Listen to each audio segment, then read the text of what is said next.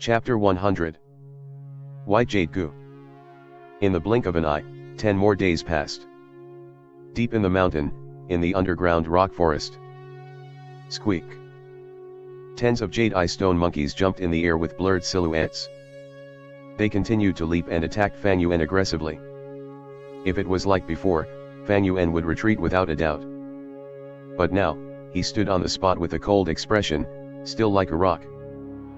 The stone monkeys slammed, scratched, and bit Fan Yuan's body, but a crisp ding-ding sound could be heard, as if they were not attacking a person, but a sturdy jade pillar.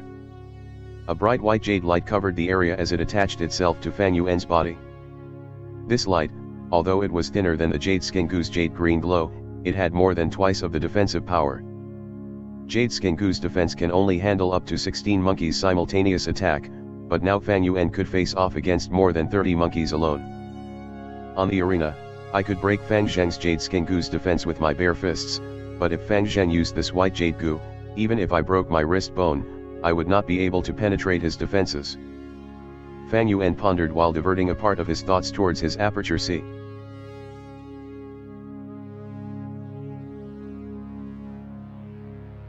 In the red steel primeval sea, the white Jade Gu sank to the bottom of the sea, constantly absorbing primeval essence. Its surface also emitted a faint white jade glow, like a light bulb. Every time the stone monkeys attacked Fan Yuan, the white Jade Gu's surface, which resembled an oval pebble, would flash faintly. At the same time, Fan Yuan could feel a trace of his primeval essence being expended. White Jade Gu's defense is the same type as the Jade Skin Gu, they both require a continuous source of primeval essence. At the same time, the greater the intensity of the attack, the more primeval essence is expended. Fan Yuan concluded in his heart. At the same time, he counterattacked. Punches and kicks kicked up a sandstorm. His strikes were simple, yet brutal, and effective with an imposing aura. Although the white boar Gu was gone, the strength it gave to Fan Yuan still remained in his body. Endless monkeys were hit by Fan Yuan. Some were kicked away, knocking on the stone pillar, some were killed in midair, turning into stone and breaking into fragments when they landed on the ground. At the same time, with a flick of his wrist, Fan Yuan sent moonblades flying around, like the scythe of the reaper, harvesting the lives of the stone monkeys. With the supply of red steel primeval essence, the rank 1 Moonlight Gu could cause the greatest attack damage to the monkeys with every hit.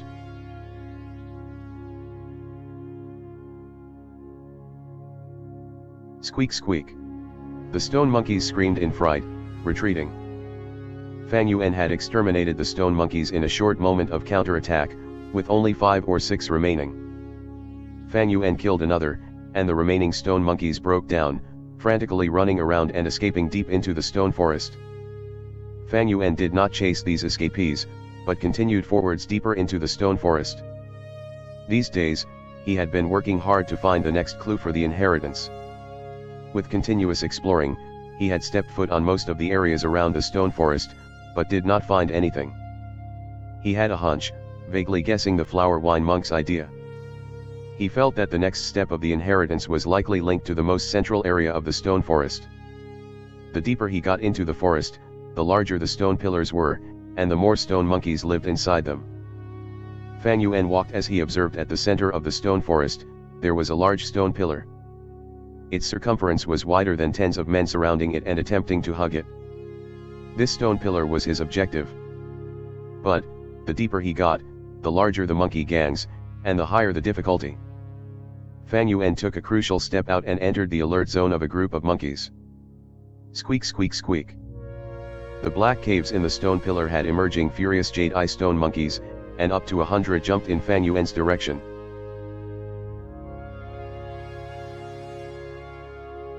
Fan Yuan ran for his life. Against so many monkeys, even with the white Jade Gu, he could not massacre them. The stone monkeys chased Fan Yuan for a while, then some started to abandon the chase and turned around, going back to their caves. Eventually, only 30 or so monkeys trailed after Fan Yuan.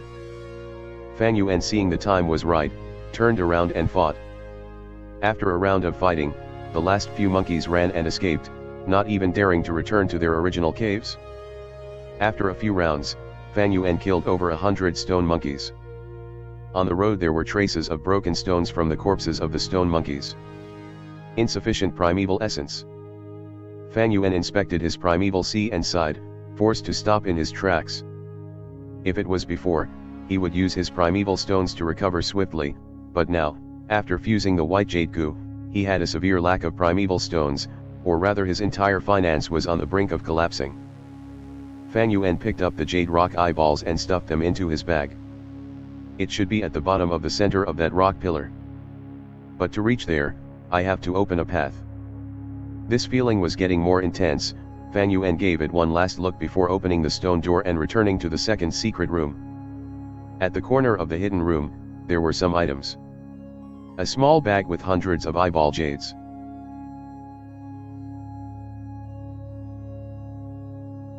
Fan Yuan opened the bag and poured his loot in from today. The jade pearls collided with one another, emitting a crisp sound. There was another bag, and wild boar tusks were inside. But now Fan Yuan no longer needed to slaughter wild boars. He used the white boar goo and the jade skin goo to refine the white jade goo. The white boar goo had disappeared, and reduced his necessity for pork to zero. The new white jade goo was more like the jade skin goo, it consumed jade rocks. Jade skin goo needed 2 liang of jade rocks every 10 days. While the white jade goo needed 8 liang of jade rocks every 20 days. Normally speaking, the higher the rank, the longer interval there is for each meal. Rank 2 goo usually feed every half a month, while rank 3 goo feed every month, or longer. Of course, higher ranking goo also consume more food. On average, the white jade goo consumed more in cost than the jade skin goo and the white boar goo combined. But to Fan Yuan, he had this rock forest and did not lack jade rocks. At the same time he did not need pork, so he did not need to kill wild boars, thus this saved him a lot of trouble and a lot of time. Tying the little bag up, Fan Yuan picked up a bullskin water sack. Inside the water sack, there was golden honey wine inside. A few days ago, Fan Yuan had relied on the jade skin goo and endured the bees' attacks, and gathered enough honey wine.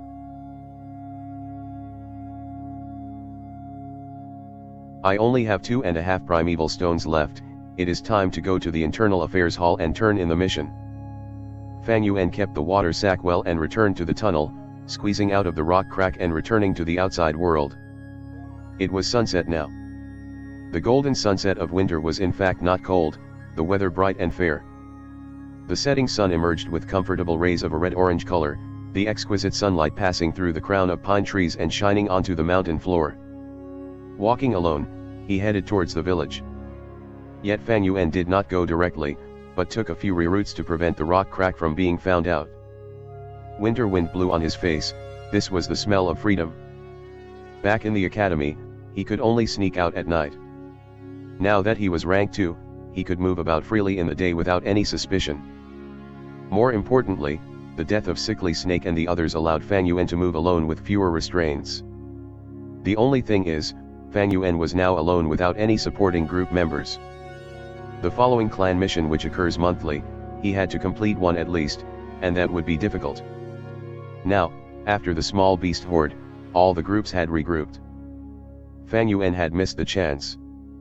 Because of his reputation, Fan Yuan was also ostracized by the Gu masters. Joining other small groups was not going to be easy.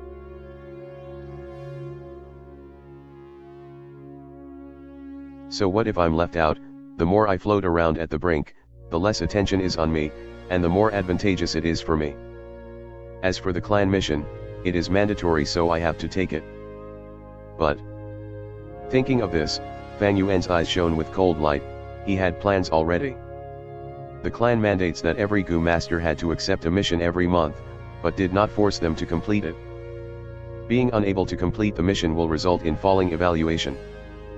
This was something no Gu master wanted to see, thus they did their all to complete the missions. But to Fan Yuan, this evaluation was crap. Walking into the village, there was an endless stream of people walking along the limestone paths of the streets. At this time, it is normally the peak period. Many Gu masters complete their missions with injuries and whatnot, returning to the village. After working for a day, farmers drag their muddy feet and tired bodies, quietly moving along. In this world, living was not easy, it was full of pain and suffering.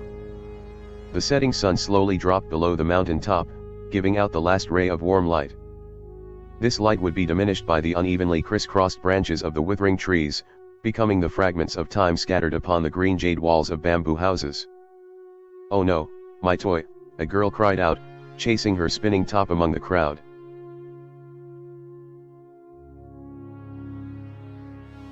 The spinning top rolled to Fan Yuan's feet, and the girl also hit Fan Yuan's leg, falling on the ground.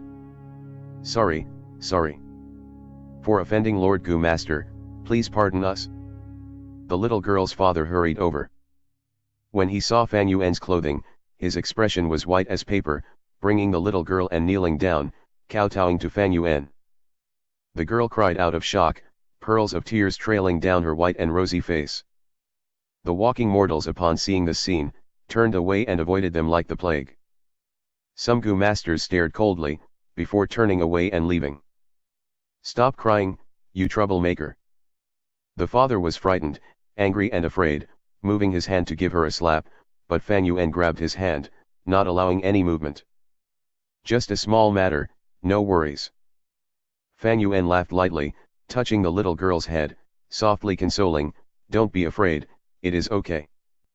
The girl stopped crying, using her teary eyes to look at Fan Yuan, thinking this big brother was really gentle.